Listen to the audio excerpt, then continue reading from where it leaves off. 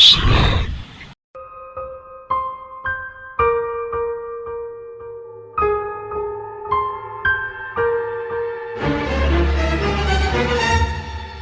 Assalamualaikum warahmatullahi wabarakatuh. Selamat datang kembali di channel kesayangan kita, channel Karam. Kali aja seram. Apa kabar kalian semuanya? Semoga kalian selalu dalam lindungan Allah Subhanahu wa Ta'ala. Saya tahu kalian pasti merindukan suara saya, Mbak Tukiem, janda paling bohai seantero desa saya. Buat para pengangguran abadi dan para jomblo kutukan, yang selalu menjadi beban keluarga, dan gunjingan para tetangga. Semoga kalian baik-baik aja, jangan berputus asa. Semua ada hikmahnya. Saya hadir kembali menghibur kalian dengan cerita seram, pengalaman seram, kisah nyata, yang dialami oleh teman kita dari Sabang sampai Papua. Cerita kali ini, kembali kami membawakan dua cerita sekaligus. Seperti apakah keseruan dan ketegangan ceritanya? Jangan kemana-mana. Tetap stay di channel Karam. Kali aja seram. JGN lupa subrek ya. Selamat mendengarkan. Kali aja seram.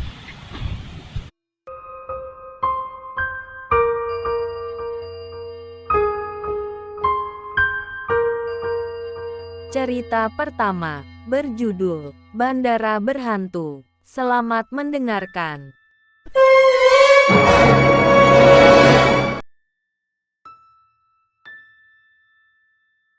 Bandara Berhantu. Pengalaman ini tidak akan pernah aku lupakan. Bertemu dengan hantu telah menjadi mimpi buruk setiap malam. Aku bukan seorang yang penakut. Tidak juga dengan ketemu hantu, namun kemunculan mereka kadang tidak pada saat yang tepat. Membuatku trauma dan ketakutan.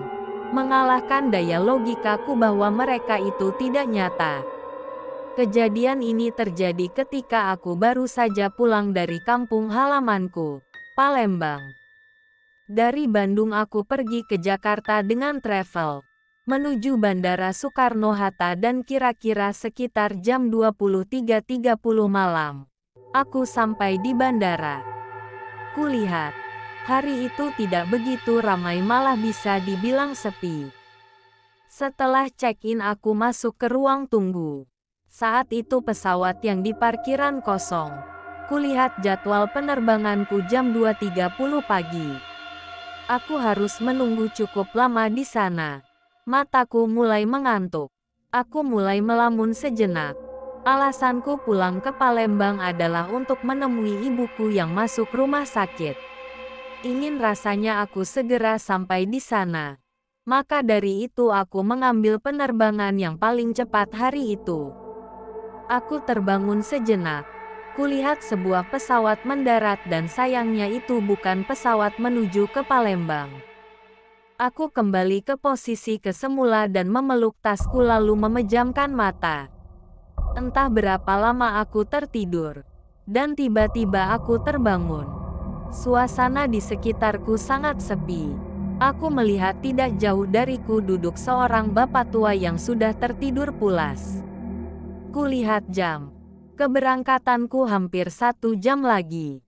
Aku menarik resleting jaketku karena kurasa udara di dalam ruangan ini sangat dingin dan dinginnya tidak wajar. Membuatku harus bangkit dari tempat duduk karena tiba-tiba saja aku merasakan mulas. Aku mencari toilet, dan toilet itu ternyata berada di lantai bawah. Aku bergegas masuk ke dalam toilet dan kulihat ada 2 bilik toilet yang terkunci rapat dari dalam. Membuatku harus menunggu sejenak, sambil menahan rasa mulas di perutku. Aku menebak-nebak, di dalam bilik ini ada orang apa tidak ya? Namun kulihat pintunya tertutup.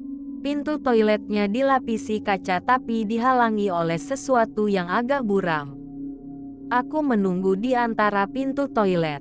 Aku tidak mendengar ada suara atau aktivitas apapun dari dalam toilet. Aku hanya mendengar suara kipas yang mendengung saja. Penasaran. Aku melangkah maju ke salah satu pintu toilet itu. Ketika akan membuka gagang pintu itu, tiba-tiba sebuah telapak tangan menapak menempel di kaca pintu. Sebuah telapak tangan terlihat jelas olehku. Aku pun mundur perlahan. Aku pikir di dalam bilik itu memang ada orang. Namun apa yang kulihat selanjutnya membuatku tidak percaya. Tiba-tiba saja, telapak tangan yang menempel di pintu kaca itu kini jari-jarinya terlihat mulai memanjang. Memanjang terus ke arah atas sampai akhirnya muncul keluar dan terlihat olehku. Sebuah jari manusia berada di ujung pintu itu dan menggenggam pintu itu, lalu tangan itu membuka pintunya. Aku melihat pintu itu mulai terbuka dan di dalam toilet itu kosong, tidak ada siapapun. Seketika bulu kuduku berdiri. Aku pun memutuskan keluar dan pintu toilet satu lagi terbuka tanpa ada siapa-siapa di dalamnya. Tiba-tiba saja terdengar suara tertawa. Suara tertawa seorang wanita. Aku berlari keluar dari dalam toilet menuju ke ruang tunggu. Beberapa penjaga di sana agak bingung melihatku terburu-buru, namun jika aku ceritakan pasti mereka tidak akan percaya. Aku coba kembali duduk dan mencoba menenangkan diri dengan mendengarkan lagu dari handphoneku. Mataku mulai terjaga saat itu. Jantungku pun berdegup cukup kencang. Alunan musik berdengung cukup keras di telingaku. Aku benar-benar tidak konsentrasi. Bapak-bapak yang bersamaku pun sudah tidak ada lagi. Aku benar-benar panik. Aku duduk paling belakang dan bersandar karena di belakangku sebuah dinding kaca. Jadi aku dapat melihat seisi ruang tunggu itu. Aku yang paling belakang, jadi aku bisa memperhatikan kiri dan kananku. Namun tidak ada yang ganjil. Jantungku mulai tenang dan ku minum air mineral yang aku bawa untuk lebih menenangkan diri.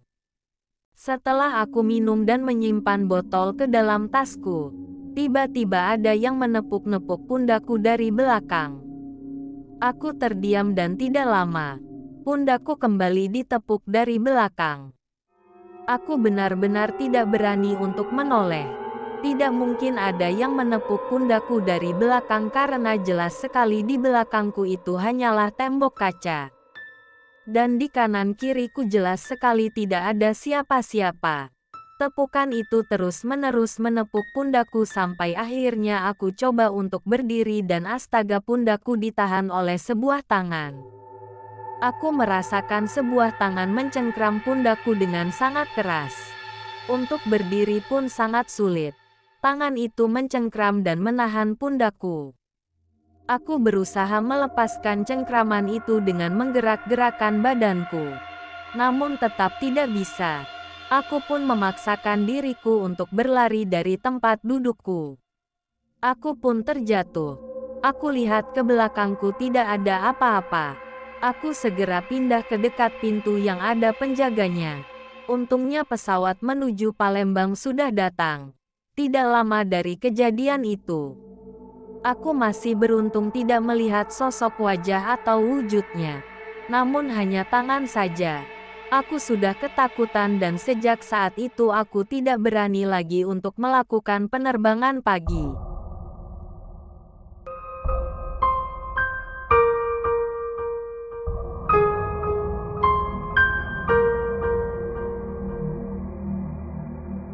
Cerita kedua, Latah membawa petaka.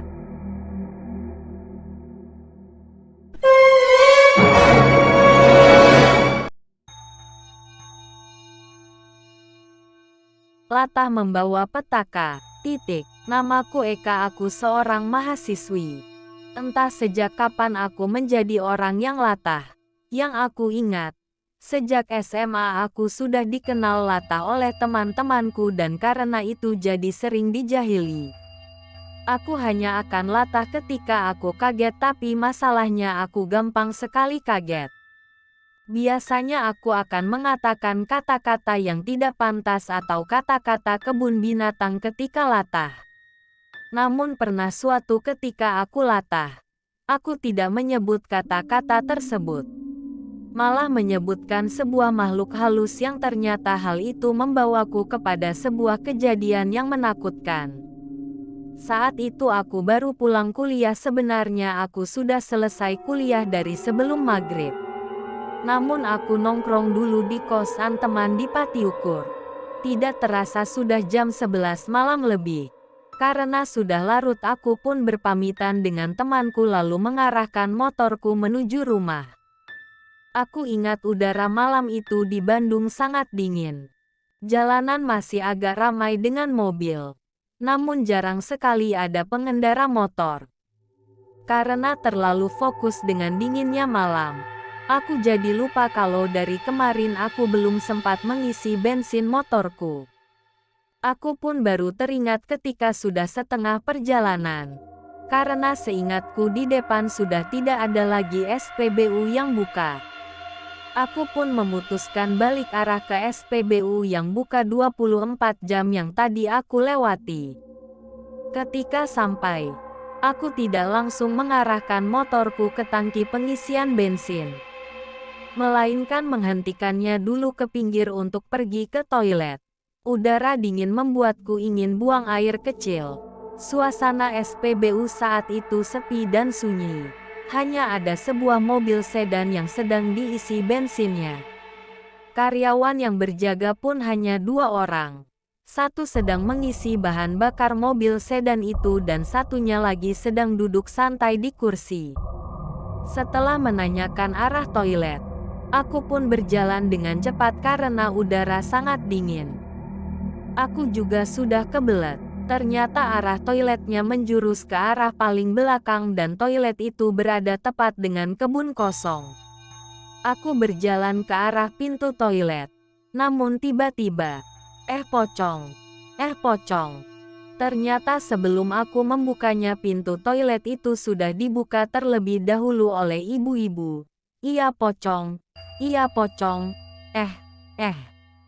Aku masih kaget dan latah. Jantungku mau lepas rasanya. Entah kenapa secara refleks aku menyebutkan kata pocong. Melihat aku kaget dan latah, ibu itu pun pergi sambil ketawa. Sial, gue diketawain, kataku kesal dalam hati. Akhirnya aku masuk ke dalam toilet.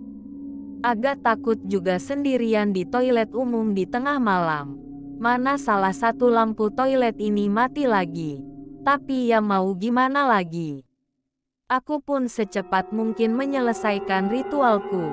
Tiba-tiba, pocong. Apaan itu? Siapa tuh? Aku melihat ke belakang. Suara itu berasal dari salah satu bilik dari dalam toilet itu. Kebetulan pintu bilik itu terbuka dan aku melihat, ternyata sebuah kain jatuh. Ketika selesai, aku pun berniat mencuci tangan di wastafel. Saat berjalan, entah kenapa aku merasakan bau yang tidak enak. Samar-samar aku mencium bau daun pandan, aku kira itu adalah bau sabun di wastafel. Tapi setelah aku periksa, tidak ada sabun apapun di wastafel itu. Aku pun mencuci tangan. Namun tiba-tiba, di cermin itu mataku menangkap pantulan sosok putih. Sedang berdiri di pojok toilet. Jantungku seperti mau copot. Ya Tuhan, gumamku kepada diri sendiri. Aku langsung membuang pandanganku ke bawah. Rasa penasaran membuatku ingin memastikan sosok putih apa yang kulihat tadi. Aku pun dengan bodohnya melihat ke belakang dan astaga, ada pocong di belakangku. Mukanya hitam legam. Tiba-tiba dia membuka matanya dan melotot kepadaku. Di sekeliling matanya ada lingkaran bulat warna hitam. Pocong itu memandang tajam kepadaku. Pocong itu melayang mendekatiku. Aku langsung berlari kabur. Aku berteriak sambil lari sekuat tenaga. Di toilet ada pocong, kataku tidak beraturan sambil berlari ke arah 2 orang karyawan SPBU. Setelah menenangkanku, keduanya langsung memeriksa toilet dan meninggalkanku seorang diri di luar. Mobil sedan tadi sudah pergi. Aku menunggu dengan keadaan gelisah. Aku takut kalau pocong itu tiba-tiba muncul di hadapanku lagi. Tidak lama mereka berdua keluar dan mereka bilang tidak melihat apa-apa. Singkat cerita, aku langsung tancap gas dari SPBU itu setelah bensin motorku terisi. Aku mengendarai motor dengan gemetar karena masih ketakutan. Karena tidak ingin berlama-lama di jalan, aku pun mengebut yang penting cepat sampai di rumah. Tidak lama kemudian aku pun sampai di rumah. Lalu ibuku datang dan bertanya kenapa nafasku ngos-ngosan. Aku bilang tidak ada apa-apa. Aku tidak ingin menceritakan apa yang aku lihat kepada ibu. Lalu ibu bilang wajahku merah dan bertanya apa aku sakit. Aku bilang tidak kenapa dan langsung masuk ke kamar. Aku menyalakan lampu kamar dan langsung berbaring di kasur. Aku merasa sangat pusing. Aku memegang keningku dan terasa panas. Tidak lama aku pun tertidur. Aku tersadar ketika aku mencium bau pandan yang sangat menyengat. Aku berpikir mungkin ibu sedang memasak nasi untukku. Tapi tiba-tiba aku mendengar ada suara. Mendengar suara itu yang pertama kali muncul di benak adalah bahwa aku lupa menutup gorden kamar. Aku pun melihat ke jendela. Ada tali yang bergerak maju mundur di sudut bawah kaca kamarku. Tiba-tiba tali itu naik dan aku melihat sebuah ikatan. Ikatan itu melilit dan terlihat sebuah kepala. Ya ampun. Pocong yang tadi muncul di jendela kamarku. Pocong itu memandangku dengan tajam sambil matanya melotot. Kemudian dia membenturkan kepalanya ke kaca. Aku segera memejamkan mata, hanya itu yang bisa aku lakukan karena aku tidak bisa bergerak. Aku juga tidak bisa teriak. Aku membaca ayat-ayat suci dan akhirnya suara itu menghilang. Bau daun pandan itu juga menghilang. Sepertinya pocong itu telah pergi. Aku juga tidak berani melihat ke kaca. Aku berusaha keras untuk terlelap karena pusing dan sangat lelah. Tak lama aku pun tertidur. Esok paginya aku terbangun dengan keringat membanjiri seluruh badan. Kata ibu mungkin aku masuk angin. Tapi badanku terlalu lemas untuk sekedar dikatakan masuk angin. Akhirnya aku pergi ke dokter. Dan dokter bilang aku kena gejala tipes. Aku pun izin untuk tidak masuk kuliah selama seminggu. Mungkinkah karena aku terkena demam aku jadi membayangkan pocong itu.